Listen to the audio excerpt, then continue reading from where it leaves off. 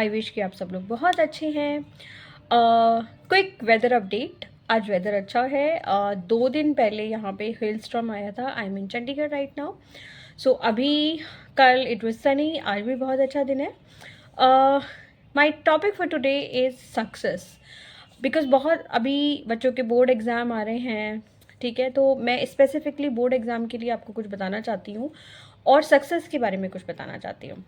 तो सक्सेस का डेफिनेशन जो है वो हर इंसान के लिए अलग अलग है, और आपने बहुत सारी मूवीज़ सक्सेस के ऊपर बनी हैं, बहुत सारी बुक्स सक्सेस के ऊपर बनी हैं, लेकिन आपका डेफिनेशन क्या है सक्सेस का, दैट इज़ वेरी इम्पॉर्टेंट। सो मेरा सबसे पहले ये रिक्वेस्ट है, क्योंकि बोर्ड एग्ज़ाम का बच्चों के ऊपर बहुत प्रेशर होता है, पेरेंट्स से मैं ये रिक्वेस्ट करती हूँ प्लीज़ और प्रेशर उनके ऊपर ना डालें। बहुत सारे ऐसे ड्रॉप आउट्स हैं कॉलेज के, स्कूल के, जिन्होंने बहुत सारी वंडरफुल चीज़ें करी हैं। तो don't be after the grades, don't be after the marks. अगर मार्क्स नहीं भी अच्छे आए, ये बहुत अच्छी बात है कि मार्क्स अच्छे आए, लेकिन हर बच्चा टॉपर नहीं हो सकता, हर बच्चा 100% 99% वाला नहीं हो सकता। इसलिए आपका बच्चा जो भी कर रहा है, I think you should be happy, वो ही आपके लिए सक्सेस है। मैंने एक स्टोरी पढ़ी थी, एक गांव में एक बच्चे के 45% मार्क्स आए 12th क्लास में। उस 45% में दे सेलिब्रेटेड अ लॉट, और पूरे गांव में उन्होंने मिठाइयाँ बांटी। उसका रीज़न ये था कि वो उनकी फैमिली में बहुत ही, मतलब जो हमारे हाउस होल्ड वर्कर वगैरह होते हैं उनका बच्चा था वो, उनकी फैमिली में वो पहला ऐसा बच्चा था जिसने 12th पास किया था। That was a success, that was a moment of happiness for them. So हर एक का पैरामीटर अलग है। Of course quality is definitely one parameter जो हर किसी को ध्यान में रखना चाहिए। क्वालिटी जितना आप इम्प्रूव कर सकते हो उतना करना चाहिए। मैंने एक मूवी का रिव्यू डाला था 12th फेल। मैं पर्सनली बहुत इंस्पायर्ड हूँ, सो इसलिए again and again I am talking about this movie. देखो वो बच्चा 12th में, फिर जिन लोगों ने मूवी देखी है उनको पता होगा, 12th में वो बच्चा फेल हो जाता है, लेकिन उसको एक चीज़ ये समझ में आ जाती है कि चीटिंग करने से मुझे कुछ नहीं मिलने वाला। सो नेक्स्ट अटेम्प्ट में वो 3rd डिवीज़न से पास होता है, वहीं बाकी सारे बच्चे 1st डिवीज़न से पास होते हैं। उसके बाद वो इतनी मेहनत करता है, और ये रियल स्टोरी है मिस्टर मनोज शर्मा की, ठीक है। आजकल बहुत रील्स बन रही हैं, आप लोगों को पता होगा उसके ऊपर। वो आईपीएस बने। आईपीएस बनने के बाद कुछ लोग बोलेंगे अरे यार क्या है, 1 लाख रुपए सैलरी मिलती है, 1.5 लाख रुपए सैलरी मिलती है, अगर मैं इतना तो मैं रील्स बना के भी कमा लूँगा, इतना तो मैं कोई भी प्राइवेट ऑर्गेनाइजेशन में काम करके कमा लूँगा। ऑफकोर्स आप कमा लेंगे, लेकिन अगर आपकी सक्सेस की डेफिनेशन ये है कि आपको वो पैसा ही कमाना है सिर्फ, ठीक है, दैट इज़ योर डेफिनेशन, या that is like what you want to achieve out of your life. लेकिन किसी के लिए सक्सेस ये है कि वो पावर लेना चाहता है। आईपीएस ऑफिस की पावर आप देखिए, पूरा शहर वो बंदा संभालता है, ठीक है। उसके पास इतनी पावर्स होती हैं, इतनी फैसिलिटीज़ होती हैं। ये मैंने मनोज शर्मा की एक रील है, उसमें उन्होंने बताया कि गवर्नमेंट कम से कम 5 से 7 लाख रुपए महीना एक आईपीएस ऑफिसर पे खर्चा करती है। तो अब आप लगा लीजिए, हर चीज़ कैश बेनिफिट नहीं होती, ठीक है। आपको कितने पर्क्स मिल रहे हैं, कितने नॉन मॉनेटरी बेनिफिट मिल रहे हैं, ये बहुत ज़्यादा इंपॉर्टेंट है। तो अगर 1 लाख रुपए सैलरी है, कुछ भी आपका खर्चा नहीं है, आपको ड्राइवर मिला हुआ है, कुक मिला हुआ है, आपको full time household help मिली हुई है, ठीक है, आपके बच्चे अच्छे स्कूल में पढ़ रहे हैं, आपको नॉर्मल खाना खाने के लिए क्या चाहिए, आई थिंक 1 लाख रुपए भी आपका सेव ही हो रहा है अगर आप ऑनेस्टी से भी काम कर रहे हैं तो भी, ठीक है।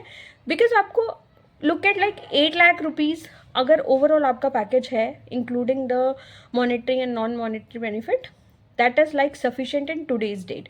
आगे आगे जाके जैसे भी महंगाई बढ़ती है, जो भी कुछ होता है, ऑफकोर्स गवर्नमेंट भी डीए वगैरह इंक्रीज करती है। So coming back to the real topic which is success. Success का डेफिनेशन आप अपने लिए बनाइए।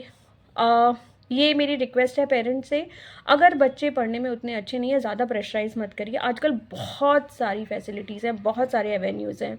ये भी बात सही है, यूट्यूबर्स पैसा कमा रहे हैं, रील्स बना के लोग पैसा कमा रहे हैं, फिल्मों में जाके लोग पैसा कमा रहे हैं, गाना गा के लोग पैसा कमा रहे हैं। Too much pressure is not good for anything. However I am also a parent, so मुझे ऐसा लगता है कि बेसिक अंडरस्टैंडिंग होना बहुत ज़रूरी है चीज़ों की। 3 इडियट्स मूवी को अगर याद करें तो उसमें भी यही बताया गया है कि आपको understanding of topic is important. Because अगर आप पढ़ते हैं, आपको अंडरस्टैंडिंग होती है, तो उससे आपका ब्रेन डेवलपमेंट होता है, आपके आर्ग्यूमेंट स्ट्रॉन्ग होते हैं।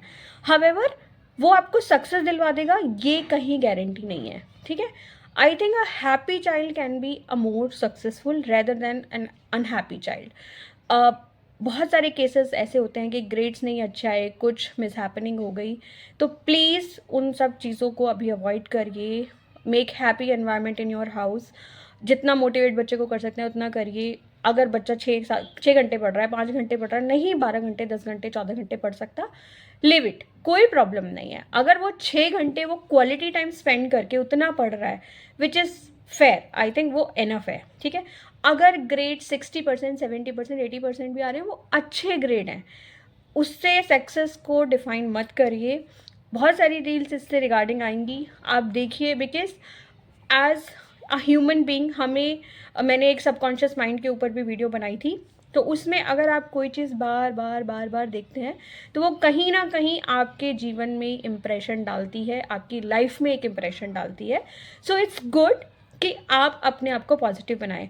और मेरा मोटिव ये सारी वीडियोस बनाने का सिर्फ एक है, अगर मेरी वीडियो देख के एक बंदा, सिर्फ एक बंदा पर डे अगर वो भी मोटिवेट हो रहा है, तो I think I am on a right track.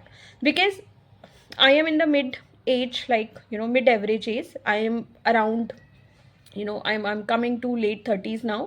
So मैंने अपनी लाइफ में ये देखा है, डिसअपॉइंटमेंट बहुत आते हैं, बहुत लो मोमेंट आते हैं।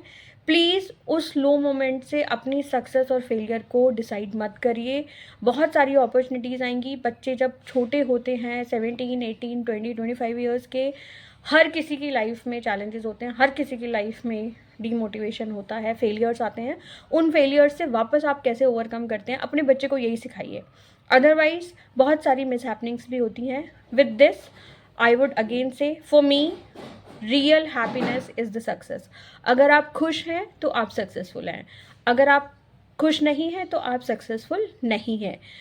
आपको सक्सेस की डेफिनेशन में क्या लिखना है कि मुझे पैसा चाहिए, मुझे जॉब चाहिए, मुझे अच्छी लाइफ चाहिए, बहुत अच्छी बात है, ये सब करिए।